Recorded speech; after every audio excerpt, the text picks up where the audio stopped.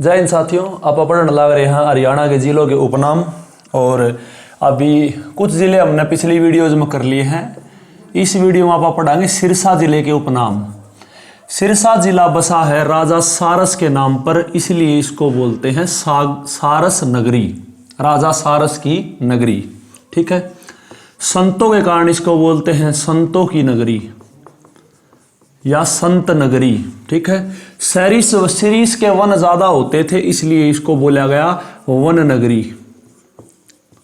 तो सिरसा जिले के 3 नाम आपने याद करने हैं जरूर से जरूर, सारस नगरी, संत नगरी और तीसरा है वन नगरी। तीनों याद हो जाएंगे।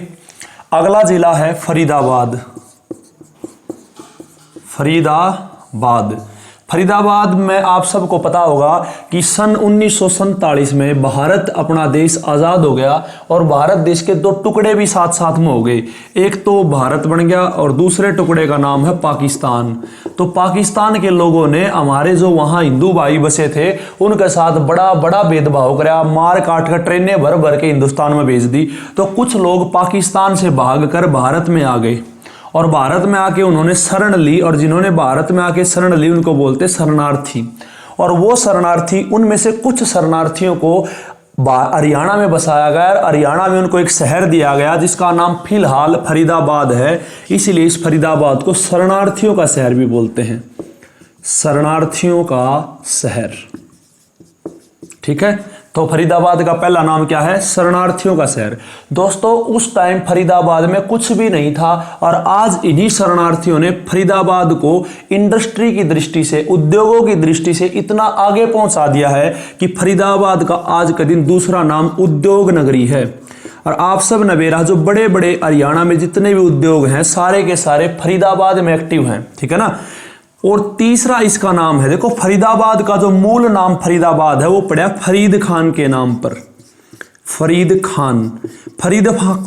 खान कौन था? ये था मुगल बादशाह जहांगीर का कैशियर यानी कोषाध्यक्ष। ठीक है। तो इस फरीद खान के नाम पे ही इसको फरीद नगरी बोलते हैं, फरीद नगरी। ठीक है। याद कर लोगे फरीदाबाद के तीनों नाम। फरीदाबाद का पहला नाम है शरणार्थियों का शहर, दूसरा नाम है उद्योग नगरी और तीसरा नाम है फरीद नगरी। समझ में आया है? शरणार्थियों के कारण शरणार्थियों की नगरी। ठीक है। उद्योग, इन्होंने उद्योग धंधे इतने लगा दिए। आप भी कभी भी देखना, आपके आसपास जो जिनको हम पंजाबी बोलते हैं, है ना, वो पंजाबी जो पाकिस्तान मुल्तान शहर से आए हुए हैं, वो लोग बिजनेस में इतने ज़्यादा आगे हैं, उनके जो माइंड की कैपेसिटी है वो यही है कि कुछ भी हो, चाहे छोटे से छोटा बिजनेस हो, उसको छोटे से शुरू करके बहुत अपर लेवल तक पहुंचाना है। ठीक है ना। और वैसा इन शरणार्थी लोगों ने किया और इन्हीं के कारण आज फरीदाबाद में इतने ज़्यादा उद्योग हैं। इन्हीं उद्योगों के कारण फरीदाबाद में इतने ज़्यादा लोग बसते हैं कि जनसंख्या की दृष्टि से हरियाणा का सबसे जनघनत्व वाला ज़्यादा जिला जो है वो फरीदाबाद है। ठीक है ना। बाकी ये जो टॉपिक है जनघनत्व वाला, जनसंख्या वाला, वो अलग से स्पेशल आपको करवाऊंगा। फिलहाल हम इनके उपनाम पढ़ रहे हैं। ठीक है। तो 2 जिलों के उपनाम हो गए, सिरसा और दूसरा है फरीदाबाद। तीसरा जिला हम लेकर चलेंगे पानीपत।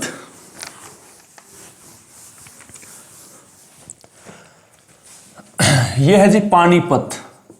साथियों, आपको याद होगा कि महाभारत का युद्ध जो था, उस युद्ध से पहले पांडव सुलह करने के लिए यानी शांति के लिए अग्री हो गए थे, रेडी हो गए थे। तो उनका शांति दूत बनके भगवान श्री कृष्ण राजा धृतराष्ट्र के दरबार में गए थे और उन्होंने शांति का प्रस्ताव रखा और कहा कि पूरा राज ना दो, आधा राज्य ना दो, लेकिन 5 गांव दे दो। उन 5 गांवों में से एक गांव था पांडुप्रस्थ। पांडुप्रस्थ। ठीक है ना जी, पांडुप्रस्थ। ठीक है ना। उस टाइम इसको बोलते थे पनप्रस्थ। ठीक है ना। इसी पनप्रस्थ और पांडुप्रस्थ का फिलहाल नाम है पानीपत। इतनी बात समझ में आ गई होगी। धीरे धीरे बिगड़ते बिगड़ते पनप्रस्थ से इसका नाम हो गया पनपत। ठीक है ना। तो पानीपत के तीनों नाम याद हो जाएंगे, पांडुप्रस्थ, पनप्रस्थ और पनपत। ठीक है। और भी जैसे इंद्रप्रस्थ, 5 गांवों में इंद्रप्रस्थ था। ठीक है। और ये अपना पांडुप्रस्थ यानी पनप्रस्थ था। सोनप्रस्थ जिसे हमने सोनीपत में पढ़ा है। ठीक है। और जो है इसका नाम सिटी ऑफ वीवर्स या handloom city. Handloom city, handloom को हिंदी में बोलते हथकरघा इसलिए इसको हथकरघों का शहर। भाई हरियाणा जी के जो है वो HSSC हिंदी में भी पूछ लेती है और इंग्लिश में भी। कई बार हिंदी में ऑप्शन देगी और इंग्लिश में भी देगी, लेकिन कई बार हिंदी में जो ऑप्शन देती है वो इंग्लिश में ही लिख के दे देती है, जैसे हैंडलूम ऐसे लिख के, हैंडलूम, हथकरघा नहीं देती हिंदी में ऑप्शन। तो दोनों याद कर लो, हैंडलूम सिटी और हथकरघों का शहर। कई बार इसको सिटी ऑफ वीवर्स, वीवर का मतलब क्या होता है? वीवर होता है बुनने वाला, वीवर्स सिटी या सिटी ऑफ वीवर्स। इतनी बात समझ में आ गई है? यानी हिंदी में बोलोगे तो बुनकरों का शहर। ठीक है जी। आप सबको पता है यहाँ तेल शोधक कारखाना है, पेट्रोलियम की रिफाइनरी है, इसको इसीलिए इसको पेट्रोकेमिकल हब भी बोलते हैं, पेट्रोकेमिकल हब। पानीपत में एक जगह है बाहोली।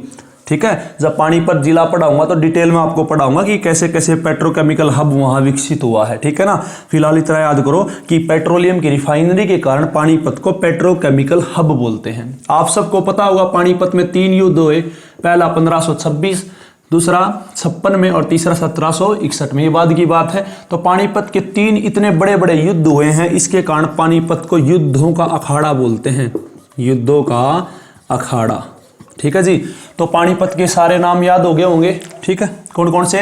पांडुप्रस्थ है, पनपत, हैंडलूम सिटी, हथकरघों का शहर, बुनकरों का शहर और पेट्रोकेमिकल हब एंड युद्धों का अखाड़ा। ठीक है, अगला जिला है जो वो है रेवाड़ी। चलिए रेवाड़ी की तरफ चल पड़ते हैं। चलो रेवाड़ी।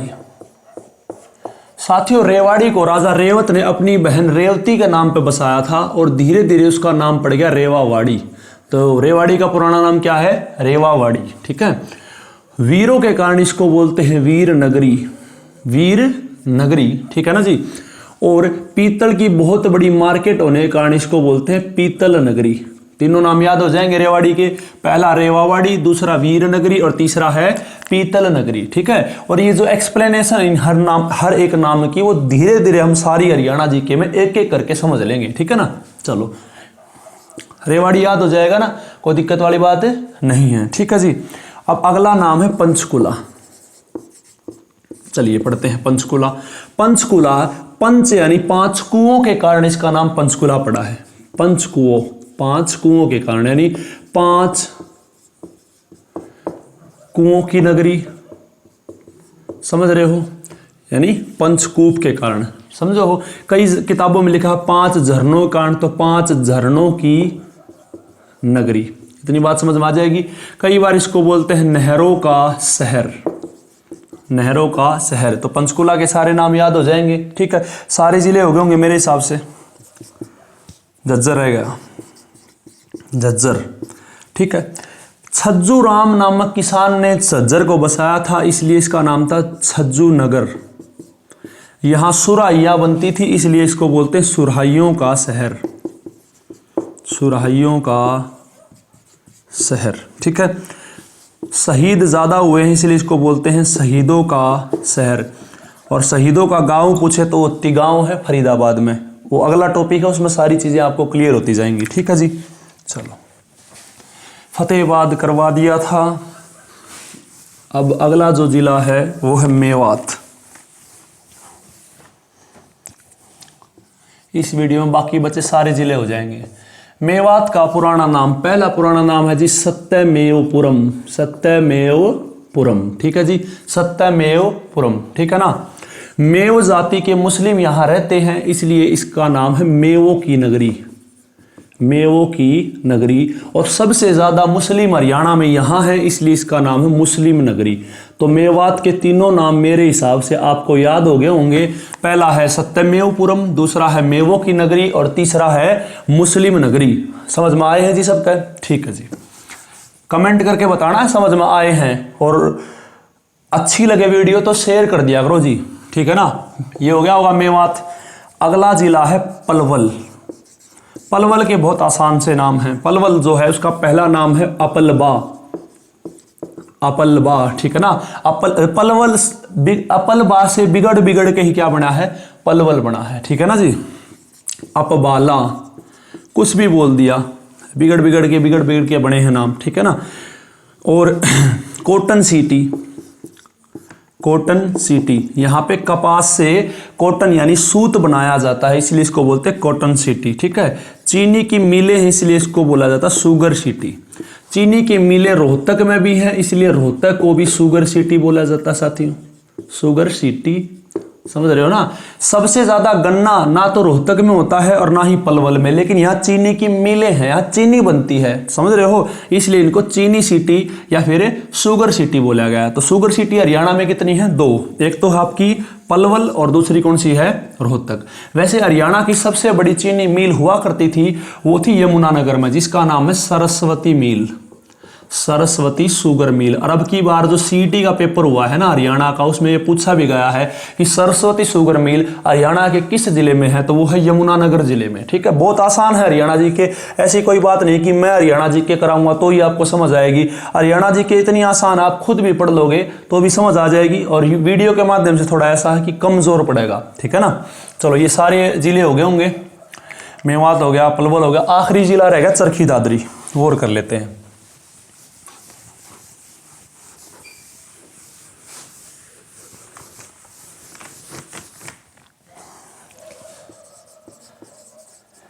चरखी दादरी। चरखी दादरी जो है वो मेंढकों की अधिकता के कारण इसका नाम दादुर, संस्कृत में दादुर जो है उसका संस्कृत में मतलब होता है मेंढक।